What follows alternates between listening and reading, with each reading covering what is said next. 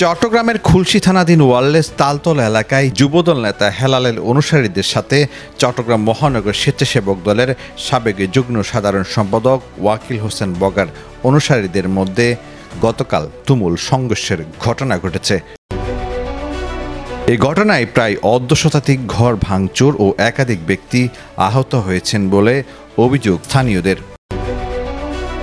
ঘটনার প্রত্যক্ষদর্শীরা অভিযোগ করে বলেন, যুবদল নেতা হেলালের লোকজন অতর্কিতভাবে হামলা চালিয়েছে। আমাদের 2-3টা মেয়ে মেডিকেল এখনো ভর্তি আছে।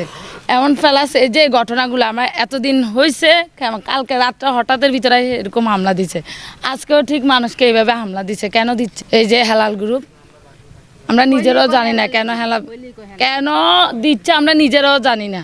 এরকম যে আমরা যে বাল বাচ্চা নিয়ে থাকবো, আমাদের তো কোনো ভরসা কেউ দিচ্ছে না। আমরা কি অপরাধ করছি বলেন? আমরা শান্তি চাইতেছি। আমরা দুটো বাচ্চা নিয়ে আমরা ঘরে আছি, আমার স্বামী ঘরে থাকে না। দেখেন আমার ওই সাইডে ঘরগুলো কোপাই কি করছে।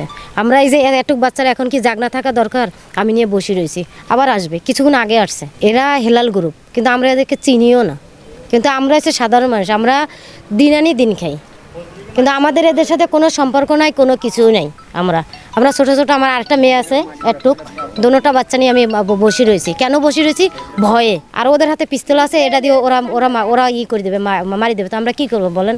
ও সাইডে দেখেন এমনভাবে কোপ দিছে, যদি আমরা ওখানে পাশে ঘুম থাকতাম, আমরা ওখানেই মরি যেতাম। 8-9 দিন ধরে এরা যেভাবে উচ্চিন্তা করতেছে, গুলি করতেছে, মানুষের হয়রানি করতেছে, নিরীহ মানুষের পরিস্থিতি পিচ্ছি। হেলাল যেগুলো করতেছে এগুলো তো পুরো অন্যায় করতেছে।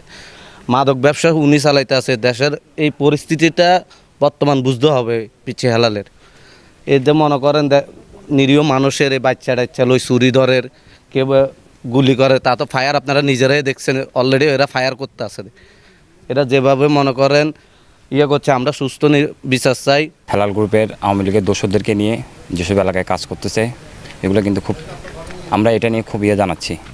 মাদক ব্যবসা, ইয়াবা ব্যবসা, এসবের সাথে পুরো হেলাল গ্রুপের সংযুক্ত পুরো।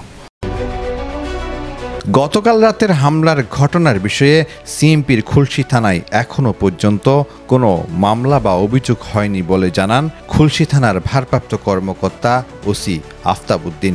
আমাদের নিয়মিত টহল আছে, আপনি জানেনই বস্তি এলাকা রেলওয়ের অনিয়ন্ত্রিত জায়গা, যেগুলো রেলওয়ের সম্পত্তি যেগুলো একজনকে দিয়েছে, সেগুলো আবার তারা ভাড়া দিয়েছে বিভিন্ন বস্তির লোককে। তো খারাপ লোক যেগুলো, সেগুলো তো ওরকম হবে, নিয়ন্ত্রণ করা একটু কষ্টকর হচ্ছে।